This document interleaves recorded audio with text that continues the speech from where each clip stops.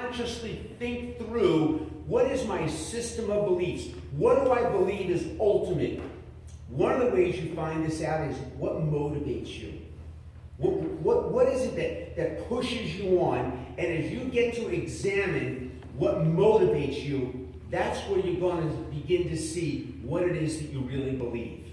Whether you believe that a good job and money is the main thing that you need in life, whether you believe it's your friends, your spouse, your family is the main thing that you need in life, whether it is popularity or some other form of security, or is a relationship with God the main thing? Is that what you believe you need more than anything?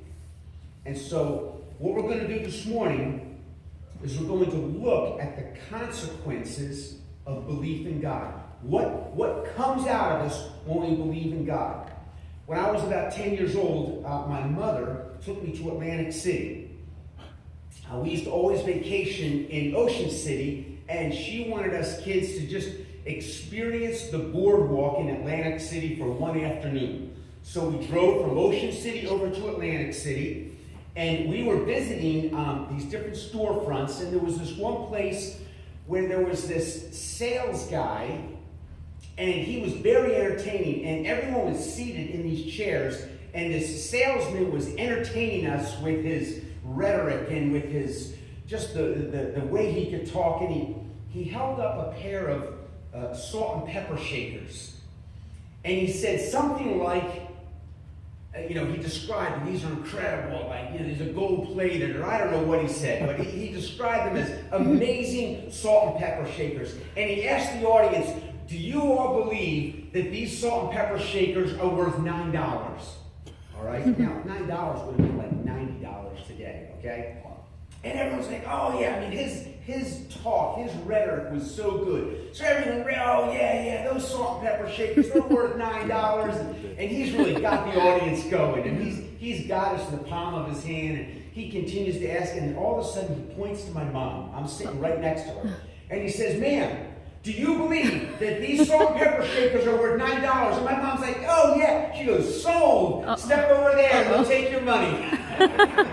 And so my poor mom, in the bluster of all this activity, goes over, buys these salt and pepper shakers, and we're walking down the board, and she's like, I can't believe I just did that. What we believe results in action. Okay? When we take something and say, yes, this is what we believe, consequences. Things come out of us. All right? So when we believe in Jesus Christ, there are certain things that happen naturally because we believe in Jesus. One of them is love for our neighbor.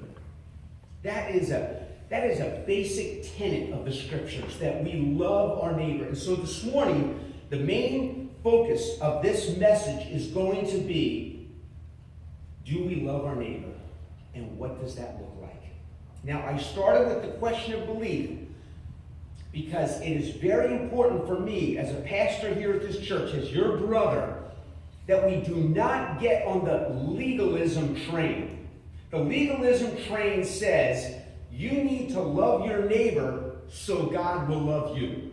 I hate that legalism train. And it's very popular and it creeps into our lives all the time. And we're not getting on that train. All right? We do not love our neighbor so that God will love us. That's the wrong motivation, and the Bible absolutely does not teach that. What the Bible does teach is that when we love God, when we believe in Him, love for our neighbor is going to come out. Now, one of the things that's influencing me in today's sermon is I was down in Memphis, Tennessee this past week, as part of a gathering of Christians from all over the country to observe the 50th anniversary of Martin Luther King Jr.'s assassination. On Wednesday, we actually walked to the Lorraine Motel where he was assassinated exactly 50 years earlier. And so we spent these 2 days in this huge conference, thousands of us, hearing incredible sermons from God's Word about the issue of racism in America. And so we looked very carefully. And it was an incredible 2 days for me.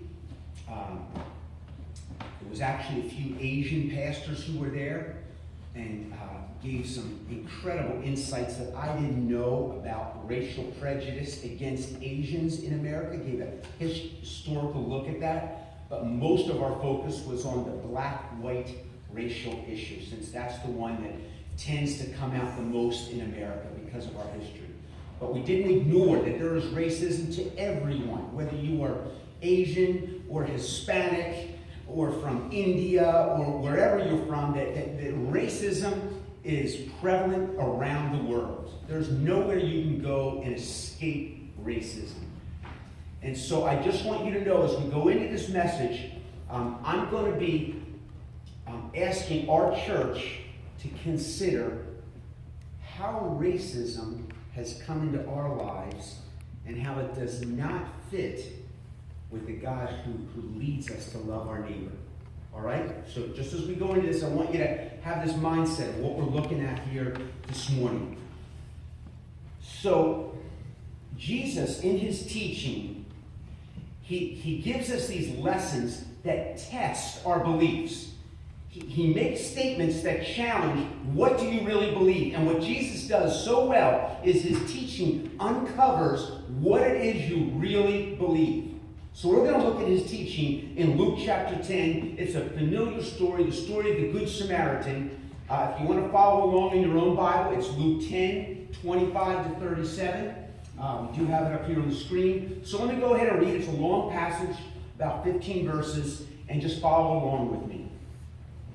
And behold, a lawyer stood up to put him, Jesus, to the test, saying, Teacher, what should I do to inherit eternal life? He said to him, What is written in the law? How do you read it? He answered him, You shall love the Lord your God with all your heart and with all your soul and with all your strength and with all your mind, and your neighbor as yourself. And Jesus said to him, You have answered correctly. Do this, and you will live. But he, that is the lawyer, desiring to justify himself, said to Jesus, And who is my neighbor? Jesus replied, A man was going down from Jerusalem to Jericho, and he fell among robbers, who stripped him and beat him, and departed, leaving him half dead. Now, by chance, a priest was going down the road, and when he saw him, he passed by on the other side. So likewise, a Levite, when he came to the place and saw him, passed by on the other side. But a Samaritan, as he journeyed, came to where he was, and when he saw him, he had compassion. He went to him and bound up his wounds, pouring on oil and wine. Then he set him on his own animal and brought him to an inn and took care of him. And the next day he took out 2 denarii and gave them to the innkeeper, saying, Take care of him, and whatever more you spend, I will repay you when I come back. Which of these 3 do you think proved to be a neighbor to the man who fell among robbers? He said, The one who showed him mercy. And Jesus said to him, Go and do likewise. Wow. So this lawyer, and understand culturally, when they talked about a lawyer, it's not how we understand lawyers. This was not a civil lawyer who worked in the justice system. This would have been someone who was knowledgeable about the scriptures and knew what the law of God was, the 700 plus laws and rules that were to be followed, including the traditions of the Jewish beliefs back then. This lawyer, as he was called in that culture, would have been an expert on the law of God. And so it says that he came to test Jesus. And ultimately, he wanted to prove that he was a good man. And Jesus responds by telling him this story of the Good Samaritan.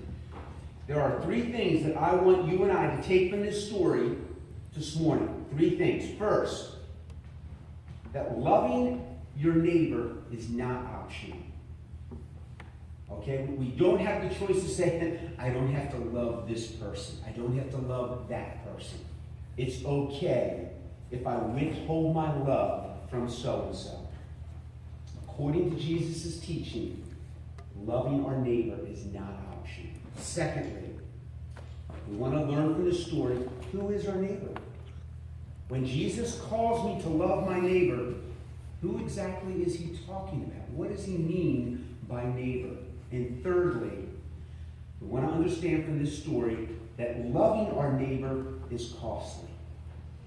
We have to sacrifice. It's going to hurt. All right? These three things we're going to learn. Let's go with the first one. Loving your neighbor is not optional. Verse 28. He said to him, you have answered correctly. Do this and you will live. What an interesting statement. Jesus says, if you love your neighbor, you will live. Basically what Jesus is saying is, there's a lot of people out there who are breathing, and they have a pulse, and they speak, and they talk, and they eat, and they walk around, and they're not alive. They're dead. He's saying that life is lived, and part of what gives life to a dead person is loving your neighbor. And when we remove loving our neighbor from our life, we are like zombies, the walking dead. That's what Jesus is saying here.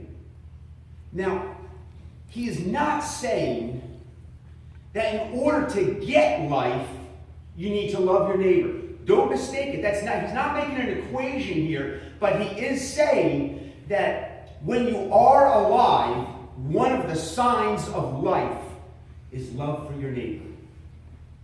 And so, you and I can be doctors and do a diagnosis of our spiritual life. We can take our pulse spiritually and question, how do I respond to my neighbor? Do I have love for my neighbor? You see, Jesus talks a lot about fruit. When you go through the Gospels, you see him often using analogies to fruit trees and different forms of fruit. And he explains that you know a tree by its fruit. Well, one of the signs, one of the fruit of us living a life is love for our neighbor. That's one of the ways we see. Now remember, I started out today's sermon. Do you believe? And one of the signs of your belief will be this outpouring of love for your neighbor. Jesus told a story about Judgment Day in Matthew 25. And it was a difficult story. He used the analogy of separating sheep and goats. A shepherd back in biblical times would have had to do this periodically. He would have had a huge flock of sheep, and the sheep would be sheared, and the wool would be a commodity that he could sell, and that's how a shepherd made his living. But periodically, there would be goats that got mixed up into his flock, and you can't shear a goat. And so the shepherd would separate the goats and the sheep. He would just go through his flock and push the goats to one side and the sheep to another side. And so Jesus used this analogy that those people would have been very familiar with. That would have been common knowledge for them. And he equated this separating of sheep and goats to God's judgment day, when he will separate believers from unbelievers. Okay? He equated the goats to unbelievers, and that they would not be in God's heaven, that they would be separated to judgment, to damnation, and the sheep, who were God's own, would be received and brought in. And so Jesus goes on to explain one of the ways that he identifies sheep and goats. And this is what he says. He says that the goats are the people who, when they saw someone who was hungry, didn't stop and feed him. When they saw the person who was naked, they didn't bring clothing. When they saw the homeless man, didn't look for a way to provide shelter. When they saw the sick man, they didn't help to find a remedy for his sickness. When they saw the man in prison, they didn't go to the prison and visit him. And then he went through this whole explanation and said, but the sheep, oh yeah, when they saw a hungry man, they fed him. And when they saw the naked man, they brought clothing, and to the homeless man, shelter. To the sick person, they brought medicine. And to the person in prison, they went and visited them. And so Jesus was saying that you can tell the goats from the sheep. You can tell the believers from the unbelievers by the fruit that comes out of their lives. And at the end of his parable, he says, when we have done this to the least of them, we have done it to Jesus. When we have cared for the least of them, we have cared for Jesus. When I was in my second year in college,